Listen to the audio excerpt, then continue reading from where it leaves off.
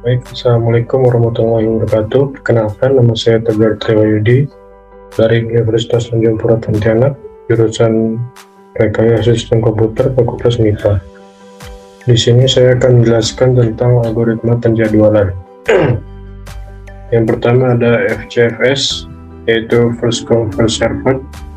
Algoritma ini merupakan algoritma penjadwalan yang paling sederhana yang digunakan CPU.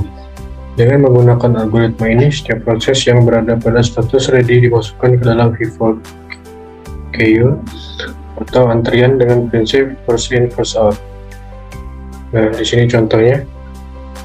Jadi di sini ada proses ID yang ada 4 buah. Jadi yang pertama itu dia masukkan data, kemudian nunggu datanya yang pertama ini selesai, baru dilanjutkan data yang kedua. Kemudian data kedua selesai, lanjutkan di data yang ketiga. Nah, di sini ada kelemahan dari algoritma ini. Yang pertama ada waiting time, rata-ratanya cukup lama.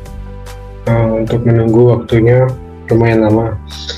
Terus kemudian yang kedua, terjadinya convoy effect, yaitu proses-proses menunggu lama untuk menunggu satu proses yang besar yang sedang dieksekusi oleh CPU. Jadi maksudnya ini misalnya nih ada data yang masuk, kemudian data itu cukup besar, jadi agak lama nunggunya, kemudian baru dilanjutkan proses yang kedua. Algoritma yang kedua ada SJF, kepanjangan dari Shortest Job First Scheduling. Algoritma ini memungkinkan setiap proses yang memiliki burst time atau waktu pengerjaan terkecil yang akan dikerjakan terlebih dahulu. Ini mengakibatkan waiting time yang pendek untuk setiap proses data, dan otomatis waiting time rata-ratanya juga menjadi pendek pula. Sehingga dapat dikatakan bahwa algoritma ini adalah algoritma yang optimal. Algoritma ini dibagi dua jenis. Yang pertama ada Shortest Job First Scheduling non-preemptive. CPU tidak memperbolehkan proses yang ada di ready queue untuk menggeser proses yang sedang dieksekusi oleh CPU, meskipun proses yang baru tersebut mempunyai burst time yang lebih kecil. Dapat dilihat pada contoh di atas, P1 datang di awal dengan burst time 7 dan tetap berlanjut sampai ke proses 1.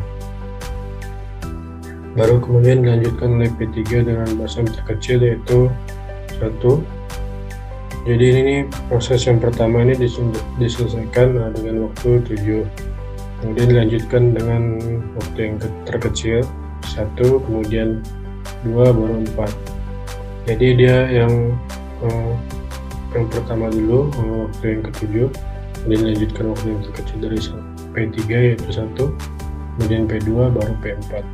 Kemudian yang jenis kedua ada Shortest Job First Scheduling Preemptive. Yang pertama non-preemptive, yang kedua preemptive. Jika ada proses yang dieksekusi oleh CPU dan terdapat proses di ready queue dengan burst time yang lebih kecil daripada proses yang sedang dieksekusi tersebut, maka proses yang sedang dieksekusi oleh CPU akan digantikan oleh proses yang berada di ready queue tersebut. Preemptive SJF sering disebut juga dengan Shortest Remaining Time First Scheduling. Jika ingin kita perhatikan gambar di atas, sedikit berbeda dari Shortest Job Scheduling non-preemptive. Algoritma yang jenis yang kedua ini mendahulukan P1 namun sampai di waktu yang kedua, karena disebabkan muncul P2 ke queue, maka P1 dihentikan di waktu kedua dan dilanjutkan oleh P2 yang memiliki burst time yang lebih rendah daripada P1. Algoritma ini masih memiliki kekurangan, yaitu yang pertama, susahnya untuk memprediksi burst time proses yang akan dieksekusi selanjutnya. Kelemahan yang kedua, proses yang mempunyai burst time yang besar maka akan memiliki waiting time yang besar pula, karena yang dieksekusi terlebih dahulu adalah proses dengan burst time yang lebih kecil. Algoritma yang ketiga ada Priority Scheduling. Priority Scheduling merupakan algoritma penjadwalan yang mendahulukan proses yang memiliki prioritas tertinggi. Setiap proses memiliki prioritasnya masing-masing. Di sini ada beberapa karakteristik proses prioritasnya. Yang pertama ada time limit, yang kedua memory requirement, yang ketiga akses file, yang keempat perbandingan antara I/O burst dengan CPU burst, yang terakhir tingkat kepentingan proses. Pada algoritma yang ini terdapat dua macam penjualan. Yang pertama ada preemptive.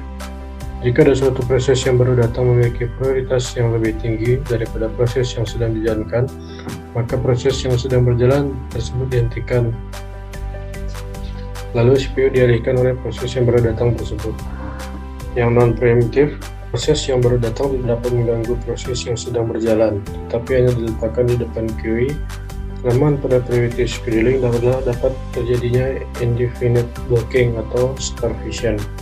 Solusi dari permasalahan ini adalah egging, yaitu meningkatkan prioritas dari setiap proses yang menunggu dalam queue secara bertahap.